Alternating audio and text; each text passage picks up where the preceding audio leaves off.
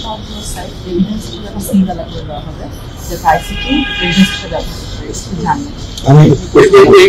এইগুলো সব এভিডেন্স যা যা আমরা দেখলাম এভিডেন্সগুলো সিঙ্গেলা করে রাখা হবে, যাতে করে খুব বিনষ্ট করতে না হয়, বিচারের কাছে যে একটা প্রমাণ হিসেবে ব্যবহার করতে পারে সেই হিসেবে থাকে।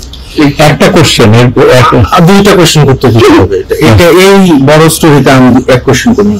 মাননীয় প্রধান উপদেষ্টা, দুইটা প্রশ্ন। প্রথমটা হলো যে আপনার পাশে যে দুজন আপনার ক্যাবিনেটের মেম্বার দাঁড়ান আছেন, দুইজনেই কিন্তু জিআইসি বা আয়নাঘরে বন্দী ছিলেন, আজকে তারা আইডেন্টিফাই করছে।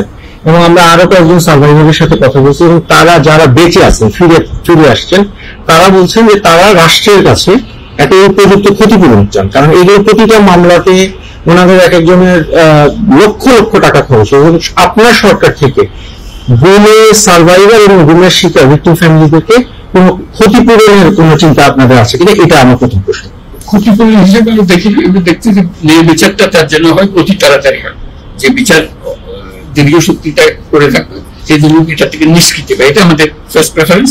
তারপর দেখা যাবে তাদের কি করা যেতে পারে। আচ্ছা, মাননীয় প্রধান উপদেষ্টা, আরেকটা প্রশ্ন হলো, আপনারা বলছেন যে এটা সিলগালা করে দিবেন, কিন্তু একটা খুবই ব্যক্তিগত একটা রিকোয়েস্ট, এটা হাজেরা রবিন, উনি মায়ের ডাকের প্রতিষ্ঠাতা, যে সংগঠনটা সবচেয়ে বেশি গুম নিয়ে কাজ করছে এবং উনি এই র্যাব 1 হেডকোয়ার্টারে, যেটা ডিজি শহীদ মহোদয়, উনিও এটা সম্পর্কে অবগত, উনি মাসের পর মাস এখানে ঘুরছেন তার ছেলের সন্ধানে।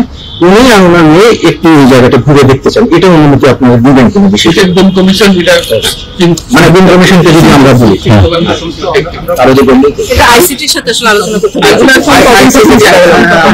মানে মানবিক কারণে আমি যে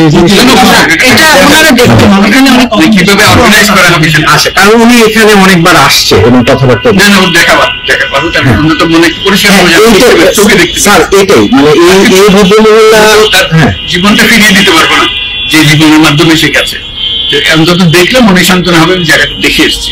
ওই মেয়েটা যে বাচ্চা মেয়েটি বলতেছেন আমার মাকে আর দেখতে পারবো না, কোথায় চলে গেল, আজ পর্যন্ত কেউ খবর দিতে পারবে না সে বেঁচে আছে না মরে গেলে কোথায় আছে।